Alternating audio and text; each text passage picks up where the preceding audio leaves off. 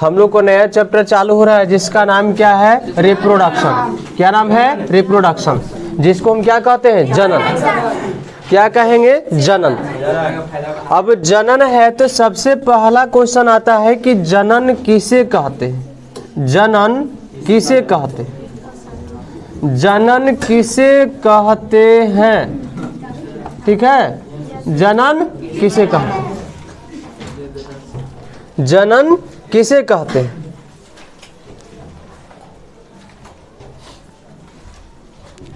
जनन किसे कहते हैं। जनन पहले से समझिएगा, बात को ध्यान दीजिए। यहाँ पर जनन दुनिया का कोई भी जीव, दुनिया का कोई भी जीव, दुनिया का कोई भी जीव, कोई भी जीव, कोई भी जीव अपने ही जैसे संतानों की उत्पत्ति करता है, अपने ही जैसे संतानों की उत्पत्ति करता है, उत्पत्ति करता है, उत्पत्ति करता है, उसे जनन कहते हैं, उसे जनन कहते हैं। देखिए, दुनिया का कोई भी जीव, दुनिया का कोई भी जीव अपने ही जैसे संतानों की उत्पत्ति करता है या उत्पत्ति करने की क्षमता रखता है ना, तो उसे हम क्या कहेंगे, जनन।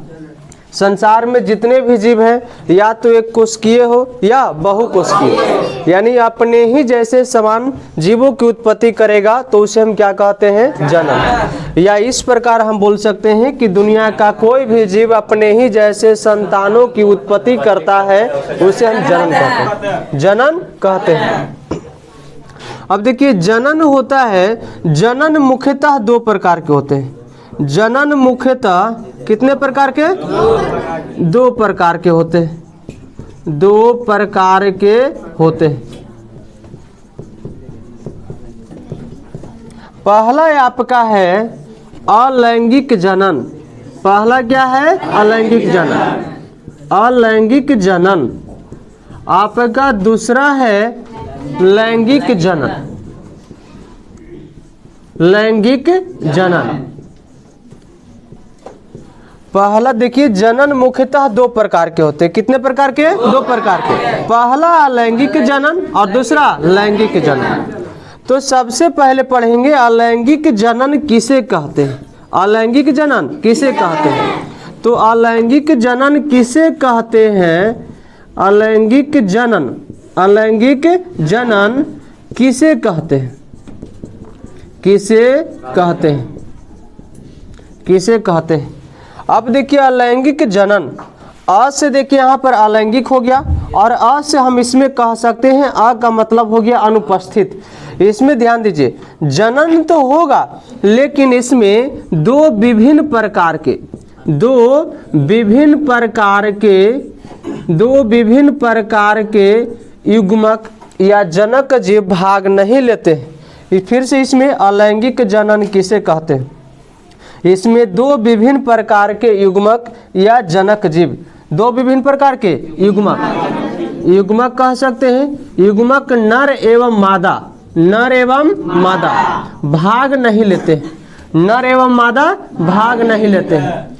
अर्थात एक ही जनक के द्वारा, अर्थात एक ही जनक जीव के द्वारा संतान की उत्पत्ति होती है, उसे हम क्या कहते हैं, अलैंगिक जनन। इसमें देखिए यहाँ पर, इसमें दो विभिन्न प्रकार के युग्मक नर एवं मादा, दो विभिन्न प्रकार के युग्मक नर एवं मादा भाग नहीं लेते, भाग नहीं लेते हैं, नहीं लेते हैं। अर्थात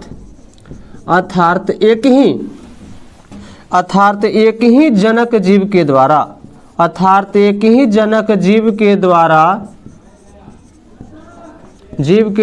संतान की उत्पत्ति होती है, संतान की उत्पत्ति होती है, उसे अलैंगिक जनन कहते हैं, उसे अलैंगिक जनन कहते हैं, जनन कहते हैं। फिर से इसमें देखिए अलैंगिक जनन किसे कहते हैं? इसमें दो विभिन्न प्रकार के युग्मक नर एवं मादा भाग नहीं लेते हैं, अर्थात एक ही जनक जीव के द्वारा संतान की उत्पत्ति होती है, उसे अलैंगिक जनन कहते हैं। क्या कहते हैं? अलैंगिक जनन। फिर से ध्यान देना है कि अलैंगिक जनन हो गया, इसमें दो विभिन्न प्रकार की, यानी इसमें दो विभिन्न प्रकार के युग्मक भाग नहीं लेगा। दो विभिन्न प्रकार के युग्मक भाग नहीं लेते हैं, यानी अर्थात कहने का मतलब है कि नर एवं मादा क्या होगा? भाग नहीं लेता।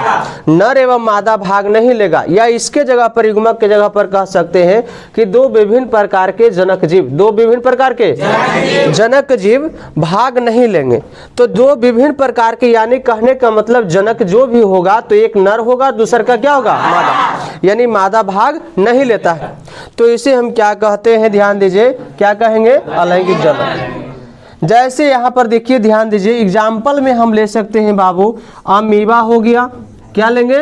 Amoeba, amoeba paramecium, amoeba paramecium Euglena, है ना, क्या लेंगे? यूग्लिना, यूग्लिना कह सकते हैं। उसी के जगह पर हम और भी कह सकते हैं, प्लाज्मोडियम भी बोल सकते हैं, इत्यादि हम ले सकते हैं। फिर से याद रखिएगा, इसमें देखिए दो विभिन्न प्रकार के युग्मक नर एवं मादा भाग नहीं लेते हैं, अर्थात एक ही जनक जीव के द्वारा संतान की उत्पत्ति होती है, उसे हम क्या कहते हैं? कोई दिक्कत है इसमें? अब देखिए बाबू, यहाँ ध्यान देना है कि एग्जाम्पल में अमीबा, अमीबा हो गया, पैरामीशियम, यूग्लिना हो गया, प्लाज्मोडियम, ये सब ले सकते हैं। इसमें अलैंगिक जनन की क्रियाएं होती है। अब देखना है कि अलैंगिक जनन जो है निम्नलिखित प्रकार के होते हैं। अलैंगिक जनन का भी क्या होता है? प्रकार होता है। तो अलैंगिक जनन का जो प्रकार होता है वह हम आगे पढ़ते हैं, इसको पहले आप लोग नोट कर लीजिए। देखिए, हम लोग अभी बोल रहे थे कि अलैंगिक जनन निम्नलिखित प्रकार के होते हैं, बोल रहे हैं ना? तो अलैंगिक जनन निम्नलिखित प्रकार के होते हैं, और हम लोग देखिए इसको अलैंगिक जनन जो निम्नलिखित प्रकार के होते हैं उसको हम इसके बाद हम कर लेते हैं। पहले अलैंगिक जनन की विशेषताएं देखें, अलैंगिक जनन की विशेषताएं क्या है, उसके बाद हम आगे पढ़ेंगे। उसके बाद अलैंगिक जनन की विशेषताएं, अलैंगिक जनन की विशेषताएं, विशेषताएं, विशेषताएं। देखिए अलैंगिक जनन में देखिए यहाँ पर सबसे पहला पॉइंट आता है कि अलैंगिक जनन में दो विभिन्न प्रकार के युग्मक नर एवं मादा भाग नहीं लेते हैं, यानी इसमें अर्थात एक ही जनक जीव के द्वारा संतान की उत्पत्ति होती है। तो एक ही जनक के द्वारा संतान की उत्पत्ति होती है, तो उसे हम क्या कहते हैं? अलैंगिक जनन। तो सबसे पहला पॉइंट हम इसमें लिखेंगे कि इसमें एक ही जनक के द्वारा, इसमें एक ही जनक के द्वारा, इसमें एक ही जनक जीव के द्वारा, एक ही जनक जीव के द्वारा, एक ही जनक जीव के द्वारा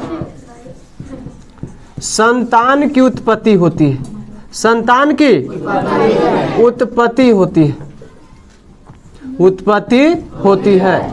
ध्यान दो बाबू कि इसमें एक ही जनक जीव के द्वारा संतान की क्या होती है? उत्पत्ति होती है। अब दूसरा पॉइंट कहता है कि इसमें जो संतान उत्पन्न होगा वह अपने जनक जीव के एकदम हूबहू समान होता है।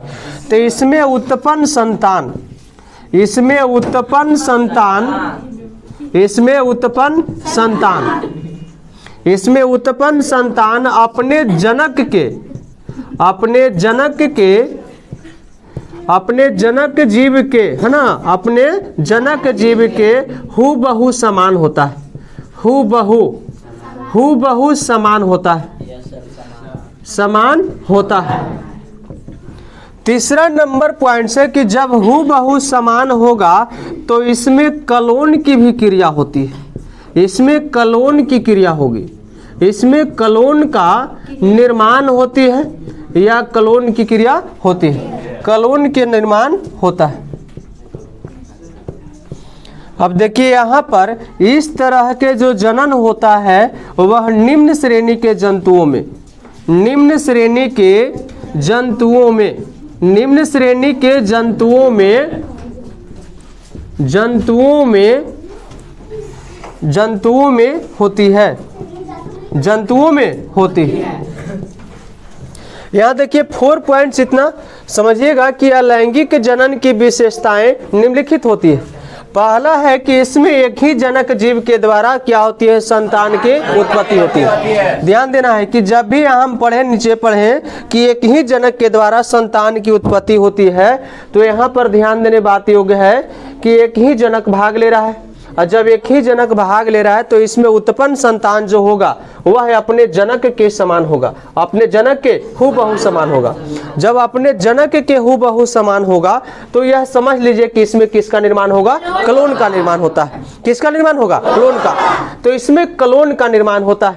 अब जब क्लोन का निर्माण पूछेगा, अब ध्यान दीजिए कि यहाँ क्लोन की क्रिया कहने का मतलब है, क्लोन है क्या, क्लोन कहने का मतलब है यहाँ पर समझे कि क्लोन किसे कहते हैं, यानी क्लोन होगा किसमें। आपसे क्वेश्चन पूछेगा कि क्लोन क्या है, तो क्लोन यहाँ ध्यान दीजिए कि अलैंगिक जनन में उत्पन्न संतान, अलैंगिक जनन में उत्पन्न संतान अपने जनक जीव के हूबहू रंग रूप एवं आकार तथा अनुवांशिक गुण से क्या होता है, समान होता है। अनुवांशिक गुण से समान होता है तो उसे हम क्या कहते हैं, क्लोन कहते हैं। क्या कहेंगे, क्लोन कहते हैं। अब जब भी यह अलैंगिक जनन की क्रियाएं होती हैं तो निम्न श्रेणी के जंतुओं में होती है, निम्न श्रेणी के जंतुओं में। यानी निम्न श्रेणी कहने का मतलब है कि छोटे छोटे जो जंतु होते हैं, जैसे अमीबा हो गया, है ना, छोटा जीव हो गया, एक कोशिकीय कह सकते हैं, है ना। यहाँ पर बहुकोशिकीय कुछ वैसे भी जीव होते हैं, जैसे अमीबा हो गया, पैरामीशियम, यूग्लिना और हाइड्रा वगैरह भी होता है, स्पंज कह सकते हैं, ईस्ट हो गया। ये सब इसमें क्या होती है, क्लोन के, है ना, क्लोन का अलैंगिक जनन की क्रियाएं होती है, अलैंगिक जनन की क्रियाएं होती है। ये अलैंगिक जनन की आपका क्या हो गया, विशेषता हो गया, अलैंगिक जनन की विशेषता। अब इसके बाद देखेंगे बाबू थोड़ा सा एक चीज और, क्लोन अभी हम यहाँ पर बोले तो क्लोन को सबसे पहले देखेंगे कि क्लोन है क्या।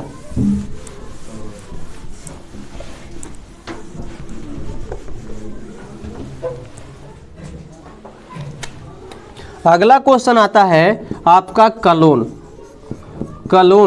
अब यहाँ ध्यान देना है कि क्लोन यहाँ पर हो गया आपका, ध्यान दीजिए कि क्लोन किसे कहते हैं, क्लोन क्या है। तो अलैंगिक जनन में, अलैंगिक जनन में उत्पन्न संतान अपने जनक जीव से, अपने जनक जीव के, है ना, अपने जनक जीव से रंग रूप आकार तथा अनुवांशिक गुण से, अनुवांशिक रूप से भी कह सकते हैं यहाँ पर, अनुवांशिक रूप से हूबहू समान होता है, हूबहू समान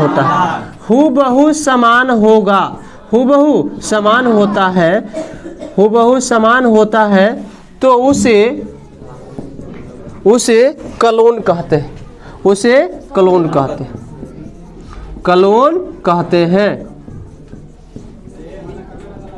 फिर से देखिए, अलैंगिक जनन में उत्पन्न संतान अपने जनक जीव से रंग रूप तथा आकार, ना, रंग रूप आकार तथा अनुवांशिक रूप से हूबहू क्या होता है, समान होता है। अनुवांशिक रूप से हूबहू समान होता है, उसे हम क्या कहते हैं, क्लोन। क्या कहेंगे, क्लोन कहते हैं।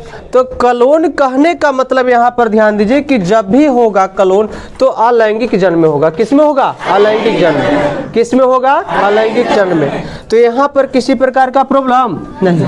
चलिए तो इसको हम लोग, है ना, उतार लीजिए। यहाँ पर बाबू समझेंगे। नेक्स्ट क्वेश्चन आपका है लैंगिक जनन। तो लैंगिक जनन किसे कहते हैं, लैंगिक जनन किसे कहते हैं, देखिए लैंगिक जनन में ध्यान दीजिए, हम लोग अलैंगिक जनन पढ़ लिए।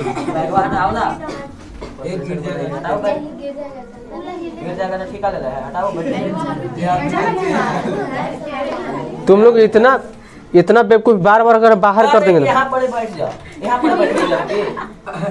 हम लोग ऊपर रहिए।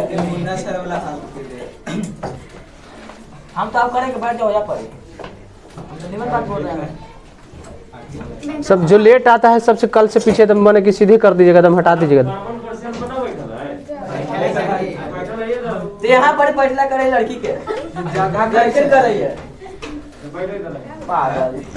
चलो यहाँ देखो, लैंगिक जनन किसे कहते हैं, लैंगिक जनन किसे कहते हैं यहाँ पर समझेंगे। आवाज बिल्कुल नहीं, ध्यान दो कि लैंगिक जनन किसे कहते हैं। तो लैंगिक यहाँ पर ध्यान देना है कि जनन की वह विधि, जनन की वह विधि इसमें जिसमें दो विभिन्न प्रकार के युग्मक, दो विभिन्न प्रकार के युग्मक या जनक जीव भाग लेते हैं, तो उसे हम क्या कहते हैं। जैसे देखिए इसमें दो विभिन्न प्रकार के इसमें दो विभिन्न प्रकार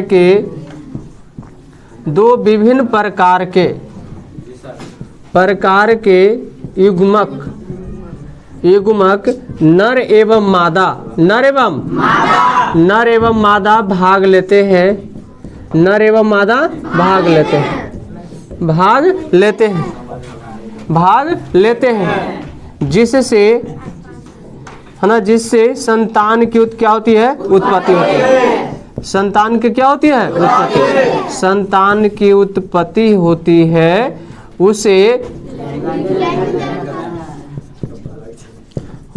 उसे हम लैंगिक जनन कहते हैं, उसे लैंगिक जनन कहते हैं, लैंगिक जनन कहें।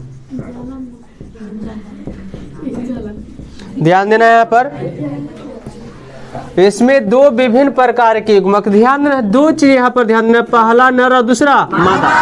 अब इसमें दो विभिन्न प्रकार के युग्मक, पहला हो गया आपका नर और दूसरा हो गया मादा, यानी नर एवं मादा भाग लेगा। नर एवं मादा क्या होते हैं, भाग लेते हैं, जिससे संतान की क्या होती है, उत्पत्ति होती है, उसे हम लैंगिक जनन कहेंगे। क्या कहेंगे, लैंगिक जनन। कोई दिक्कत? चलिए तो लैंगिक जनन कहेंगे। अब यहाँ पर ध्यान देना है कि लैंगिक जनन की क्या विशेषता क्या है, इसके विशेषताएं, इसकी विशेषताएं क्या है, विशेषताएं देखते हैं यहाँ पर, है ना। विशेषताएं यहाँ पर देखेंगे। पहला आपका है, देखिए लैंगिक, पहला आपका इसमें है, पहला पॉइंट इसमें आएगा कि नर एवं मादा क्या होते हैं, भाग लेते हैं। तो हम लिख सकते हैं कि इसमें दो विभिन्न प्रकार के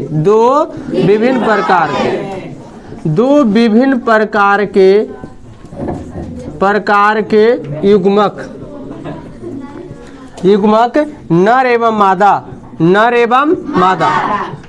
भाग लेते हैं, ठीक है। इसमें दो विभिन्न प्रकार के युग्मक नर एवं मादा भाग लेते हैं। अब इसके बाद देखना है कि दूसरा पॉइंट हमारा क्या आता है कि इसमें जो उत्पन्न संतान होगा, इसमें उत्पन्न संतान किसमें, लैंगिक जनन में, लैंगिक जनन में उत्पन्न संतान अपने जनक जीव से क्या होता है, भिन्न होता है। जनक जीव से क्या होता है, असमान होता है, या कह सकते हैं कि असमान होता है। तो इसमें उत्पन्न संतान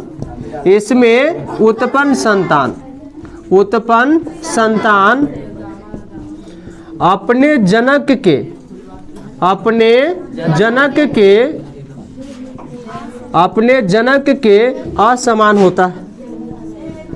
असमान होता है, असमान होता है।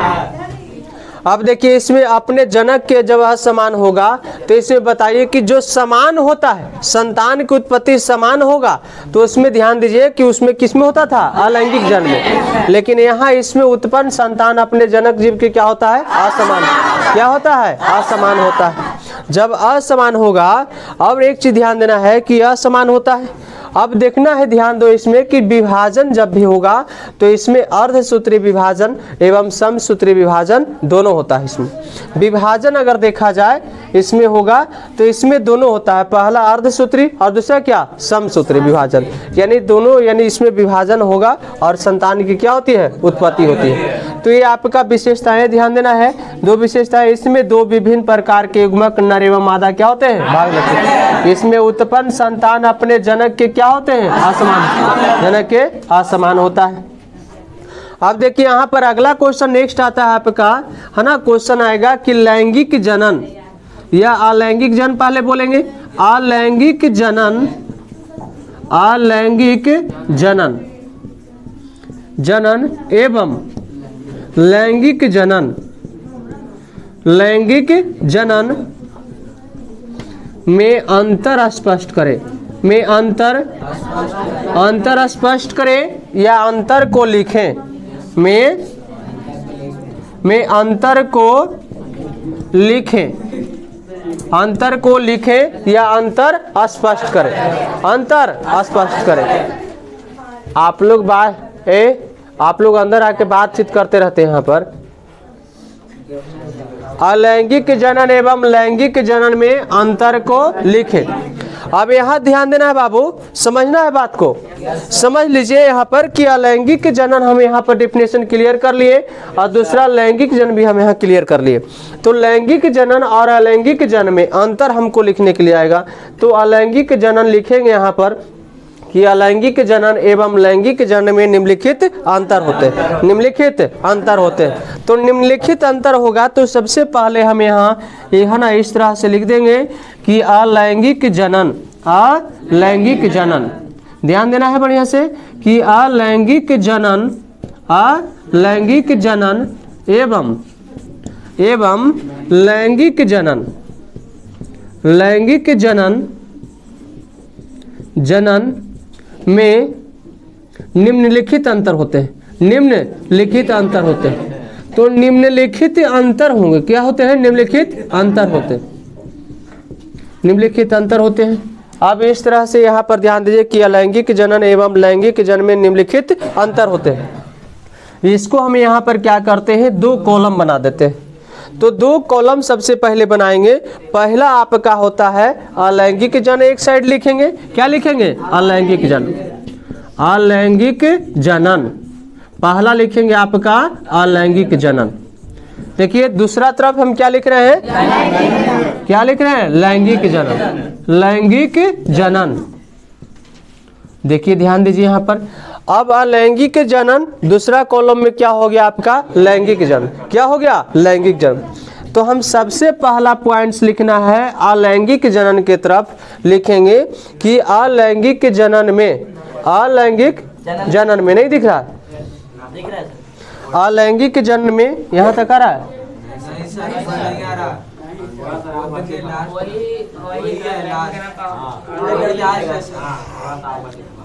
अलैंगिक जनन पहला पॉइंट्स देखेंगे हम यहाँ पर। अब यहाँ देखेंगे कि अलैंगिक जनन में इसमें क्या होता है कि दो एक ही जनक जीव भाग लेंगे, क्या लेंगे एक ही जनक जीव, एक ही जनक जीव भाग लेते हैं, एक ही जनक जीव भाग लेते हैं, क्या लेते हैं भाग लेते हैं, कोई दिक्कत। अब देखिए यहाँ पर इसमें हम पहला पॉइंट्स लिखेंगे लैंगिक जनन के तरफ कि इसमें दो विभिन्न प्रकार के जनक जीव भाग लेंगे, इसमें दो विभिन्न प्रकार के, दो विभिन्न प्रकार है ना, दो विभिन्न प्रकार के, दो विभिन्न प्रकार के जनक जीव, जनक जीव भाग लेते हैं, भाग लेते हैं। ठीक है, पहला पॉइंट इसमें हो गया कि एक ही जनक जीव भाग लेते हैं।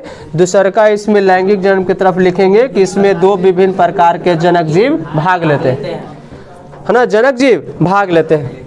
इसको देखिए यहाँ पर ऊपर थोड़ा सा हम यहाँ पर क्लीन कर रहे हैं, थोड़ा सा ध्यान देना है ना।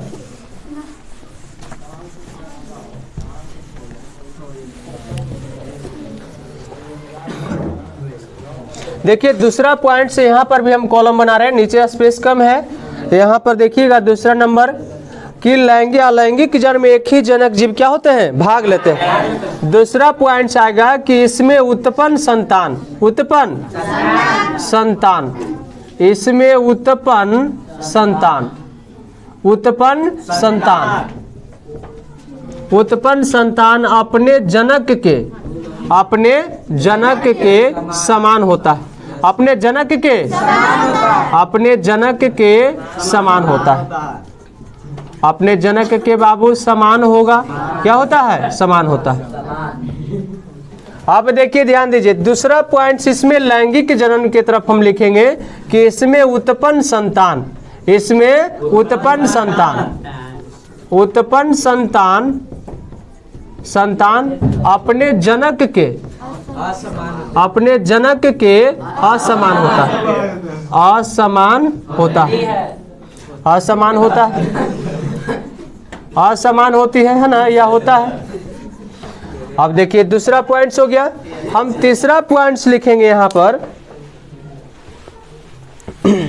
तीसरा पॉइंट्स लिखेंगे, तीसरा पॉइंट्स हम लिखेंगे बाबू यहाँ पर ध्यान दीजिए कि तीसरा पॉइंट्स आपका हो गया कि जब इसमें उत्पन्न संतान अपने जनक के समान होता है, तो जब जनक के समान अगर होगा तो इसमें क्लोन का भी निर्माण होगा। इसमें किसका निर्माण होता है, इसमें क्लोन का निर्माण होता है, क्लोन की क्रिया होता है, यह हम कह सकते हैं निर्माण भी होता है, क्लोन की क्रिया होती है। अब बताइए कि इसमें लैंगिक जनन में क्लोन का निर्माण होगा, नहीं। तो तीसरा, इसमें क्लोन का निर्माण नहीं होता, क्लोन का निर्माण नहीं होता, निर्माण नहीं होता। अब देखिए चौथा पॉइंट यहाँ पर हम सब देखते हैं यहाँ पर कि चौथा पॉइंट आपका है कि इसमें क्लोन का निर्माण हो रहा है। इसमें बताइए कि एक ही जनक के जो है ना, एक ही जनक जीव भाग ले रहा है।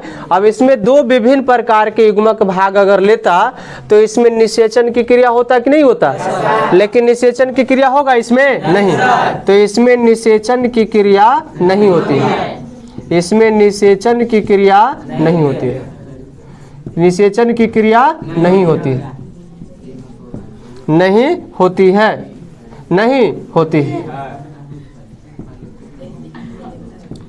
अब देखिए इधर चौथा पॉइंट हम लिखते हैं इधर लैंगिक जनन के तरफ। तो लैंगिक जनन में दो विभिन्न प्रकार के जनक जीव भाग ले रहे हैं, तो इसमें सहना बताइए तो युग्मक भाग ले रहा है या जनक भाग ले रहा है, तो इसमें निषेचन की क्रिया होगा कि नहीं होगा, तो इसमें निषेचन की क्रियाएं होती है, इसमें निषेचन की क्रिया होती है, निषेचन की क्रिया होती है, ठीक है। तो इसको यहाँ पर चर्चर हम पॉइंट्स लिख देंगे, हमारे एग्जाम में इतना लिख देंगे तो हमें नंबर मिल जाएगा, ठीक है। तो इसको हम लोग उतार लेते हैं। यहाँ पर था, पहला था लैंगिक जनन किसे कहते हैं, तो क्वेश्चन हम लोग लिख लेंगे पहला, है ना, यहाँ से कि लैंगिक जनन किसे कहते हैं, उसके बाद लिखना हम लोग शुरू करेंगे, इसको नोट कर लीजिए।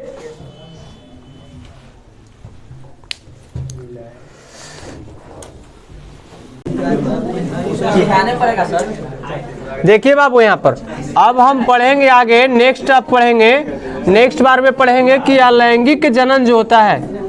देखिए यहाँ पर अलैंगिक जनन, अलैंगिक जनन निम्नलिखित प्रकार के होते हैं, निम्नलिखित प्रकार, तो निम्नलिखित प्रकार के होते हैं, निम्नलिखित प्रकार के होते हैं, प्रकार के होते हैं, है ना। अब अलैंगिक जनन निम्नलिखित प्रकार के होते हैं।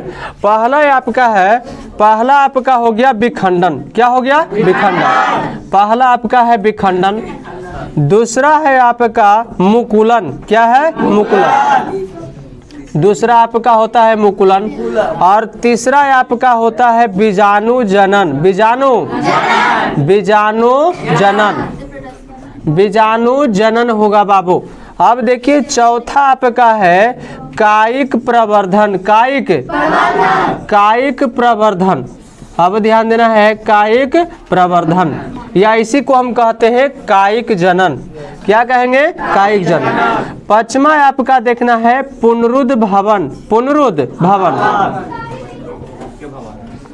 पुनरुद्ध भवन, पुनरुद्ध भवन यहाँ पर ध्यान देना है। पुनरुद्ध भवन या हम इसको कह सकते हैं पुनर्जनन, पुनर्जनन, पुनर्जनन कहेंगे, पुनर्जनन,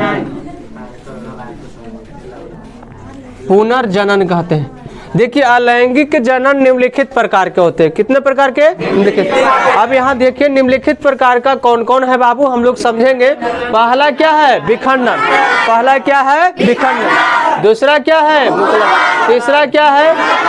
चौथा क्या है आपका? और पांचवा क्या है? तो अब हम नेक्स्ट क्लास में अगले पार्ट में हम लोग पढ़ेंगे बारी बारी से विखंडन क्या है, मुकुलन क्या है, बीजाणु जनन क्या है। उसी प्रकार हम लोग पांचों के बारे में अगले बार क्लास में हम लोग वर्णन कर लेंगे। अब इसको आप लोग नोट कर लीजिए, ठीक है।